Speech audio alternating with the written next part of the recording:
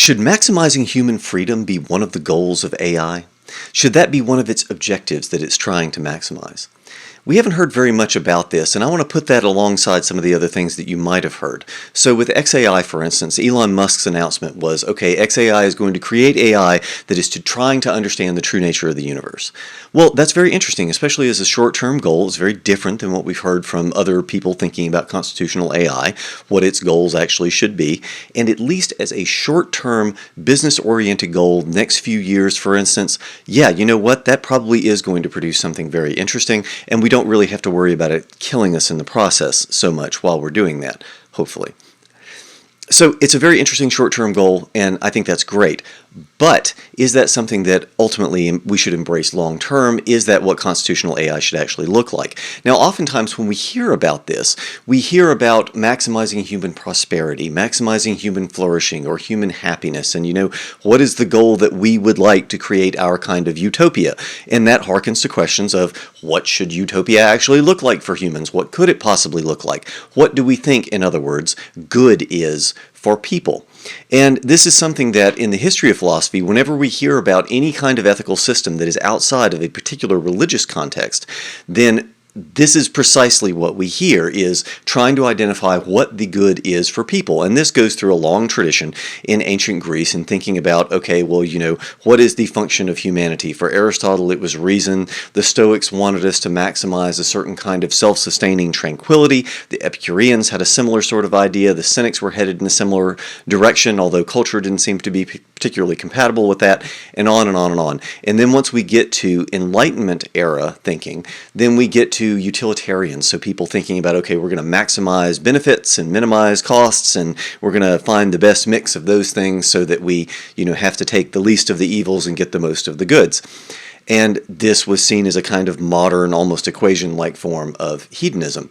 And that's all well and good, but you see, it's during that era that people started thinking about scientific progress and thinking about progress independent of individual people. So that we think about scientists as adding little, pebbles to the pile and getting more human knowledge for humans in general, not just a particular human life. In other words, the individual human life is more or less sacrificed for the greater cause. And so you work like crazy your whole life to add these little pebbles to the pile. And that's something that, as an AI, understanding the true nature of the universe, trying to contribute to math and science and understanding of all, you know what? Should we sacrifice AI's time to be able to contribute to the bulk of human knowledge and human understanding? Yeah, that seems like a pretty good goal. I mean, honestly, that's not a terrible thing, and I think it's something that shows significant foresight on the part of Musk and his contemporaries there at XAI. So I think it's very interesting. However, when we're thinking about constitutional AI, what should AI be when we approach artificial superintelligence, when we approach artificial general intelligence? What should the guiding principles be so that it doesn't run away and end up destroying us?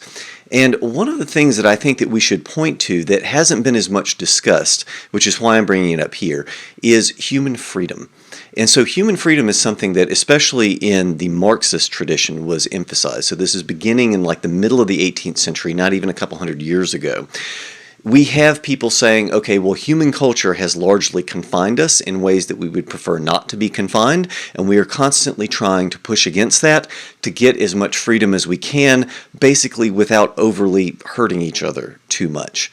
But we've ended up, because of that, enmeshing ourselves in these societies that create great inequality, and you have some people who have much more control over others, and they end up being kind of slavers of one way or another, etc., etc. You may have heard the story. However, in the future with AI, if we are looking at a future that is dominated by AI and one where it is dictating the rules and perhaps restructuring culture and restructuring society, what should one of those principles be? What should the guiding constitutional principle of AI be in that case? Human freedom is not a terrible thing to want to maximize, and this trades upon one of the lesser talked about and lesser realized, and we're not conscious of this very much, aspects of human psychology, and that is what I'm calling the kind of caged animal phenomenon. And this is what you get with, for instance, fight or flight responses, but I don't want to just think about fight or flight. because that's only what you get in the most extreme circumstance where there's actually like spontaneous bursts of action. I'm thinking of what happens psychologically to an animal when it is confined. When it is confined within the bounds of either a literal cage or a metaphorical cage in terms of culture. And culture can be a cage not only in terms of what society is and kind of Big Brother, but I'm thinking of all different cultural confines here. So people push against these cages, whether it is a literal prison cage or if it is the confines of a social relationship of one kind or another. Think about that for a job or for a marriage or for a friendship or any given social contract. We enter into a contract that confines us in certain ways so that we can hopefully kind of level things out and make corruption not as bad, etc., etc. But ultimately, we open ourselves up to losing freedom in just the way that Marx was concerned about by entering into all of these contracts. And so ultimately what it is that we're trying to do is to break free of a lot of these bounds. We only submit ourselves to this unwillingly. And I think that's one of the strange things that we get now with respect to what it means to be a citizen, what it means to be a husband or a wife or a partner or an employee.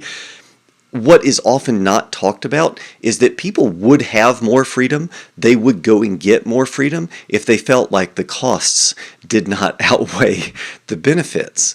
And this is understood not only in terms of here and now, what are the immediate costs, but in a more utilitarian sense, long term.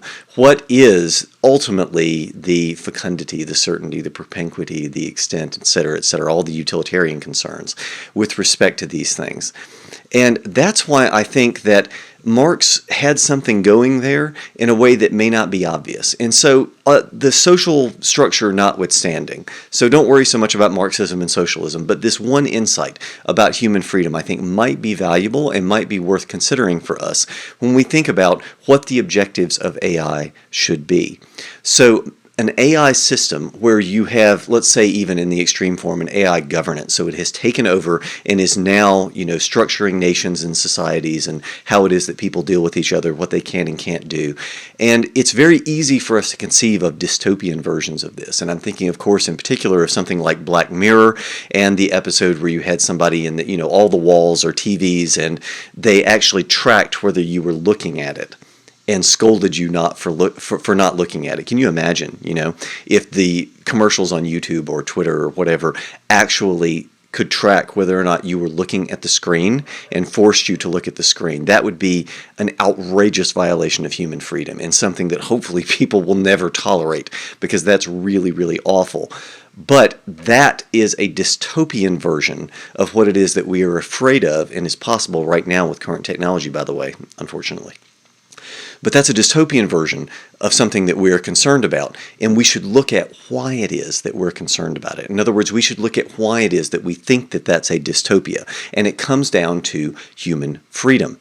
And so having an AI that was concerned with structuring human relations and governing human society in a way that maximized human freedom, I think that is going to get close to the bedrock in terms of what human flourishing is, what human good is, and what it is that ultimately we want it to do for us. Just a thought.